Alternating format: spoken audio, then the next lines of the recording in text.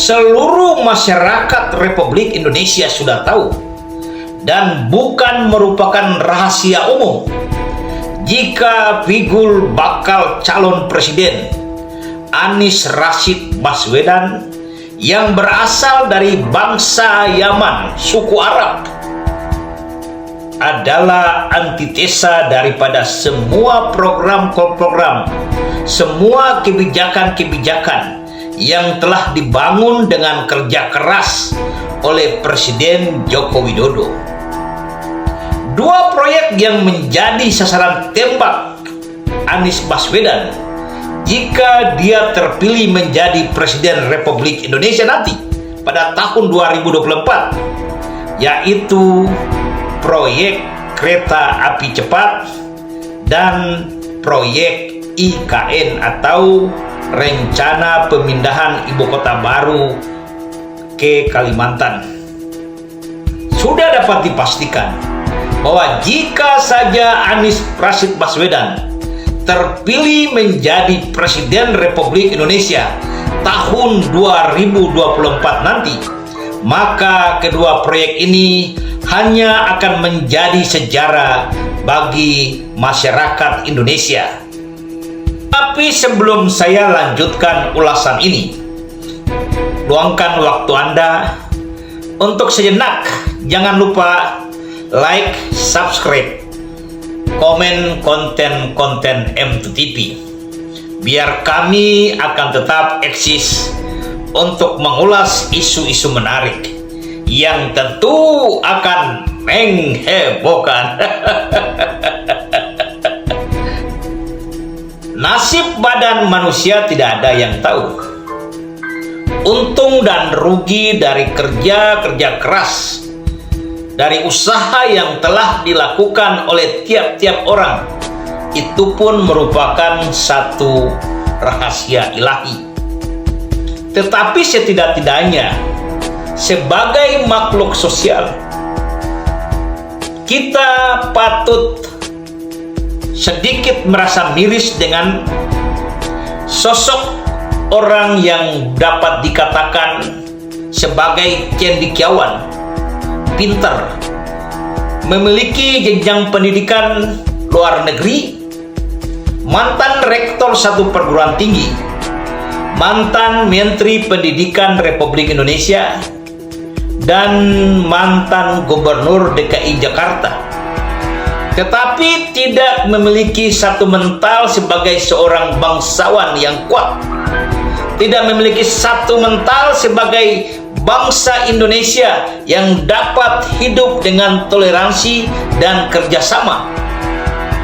Hal ini patut kita berikan semua kepada sosok Anies Rashid Baswedan, bakal calon presiden Republik Indonesia yang berasal dari bangsa Yaman, tetapi ingin berkuasa di dalam negara kesatuan Republik Indonesia, yang seharusnya sosok Anies Rashid Baswedan harus merasa malu atas dirinya, harus tahu diri bahwa dia adalah sosok yang memiliki hayalan tinggi untuk merebut kekuasaan, tapi yang sebenarnya dia tidak bisa bekerja apa-apa.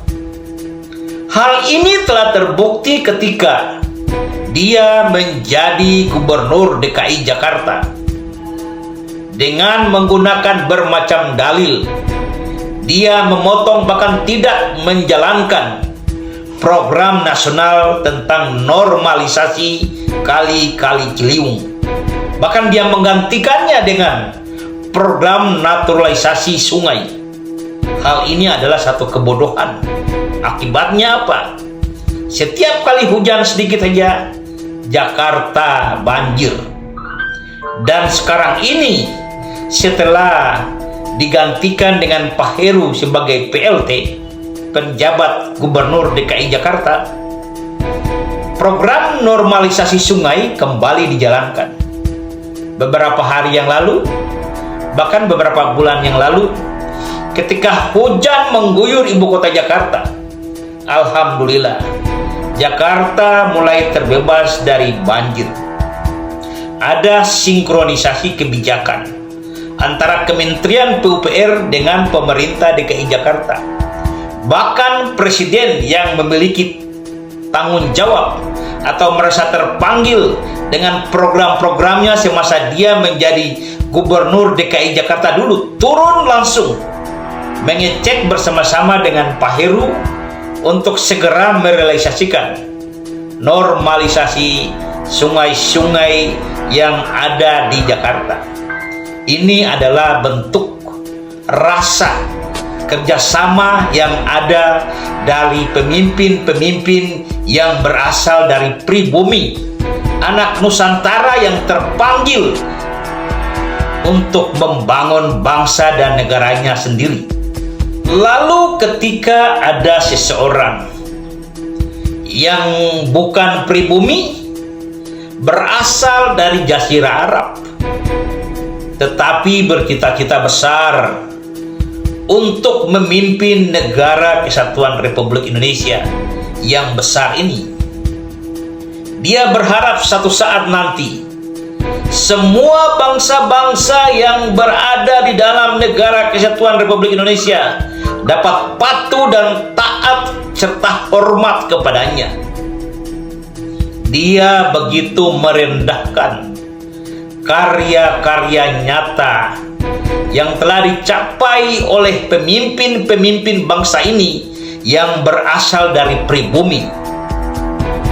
Dia begitu membenci semua kerja-kerja keras dari pemimpin yang lahir dari rahim pribumi. Dan dia begitu egois, sombong, bertepuk dada, merasa pemimpin-pemimpin yang lahir dari rahim pribumi itu tidak ada apa-apanya. Apakah bangsa yang besar ini akan menjadikan orang ini sebagai pemimpin yang besar?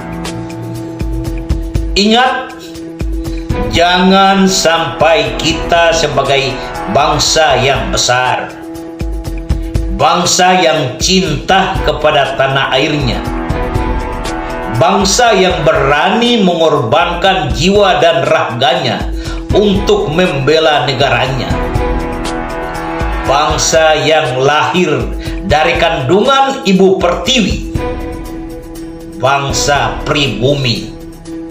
Jangan sampai sedikit pun kita memberikan panggung kepada mereka, para pendatang, karena cita-cita dan tujuan mereka bukan karena mereka cinta kepada tanah air dan bangsa ini, tetapi mereka hadir dan datang ke negara kita hanya untuk memenuhi kebutuhan mereka, hanya untuk mendapatkan apa yang ingin mereka dapatkan, tapi bukan karena cinta. Anies Rashid Baswedan adalah sosok atau figur yang sangat-sangat tidak suka dengan kebijakan-kebijakan pembangunan yang telah dikerjakan dan telah diambil oleh pemerintah Republik Indonesia, dalam hal ini Presiden Joko Widodo.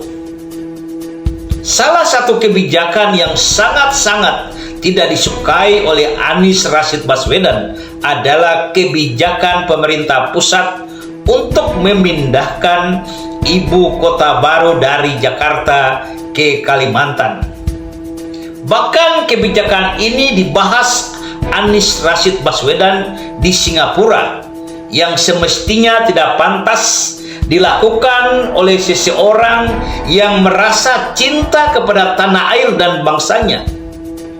Dengan angku, dengan congkak, dengan sombongnya, dia merendahkan kerja-kerja keras, tahapan-tahapan yang telah diambil oleh pemerintah pusat dalam rangka mensukseskan program pemindahan ibu kota baru di Kalimantan.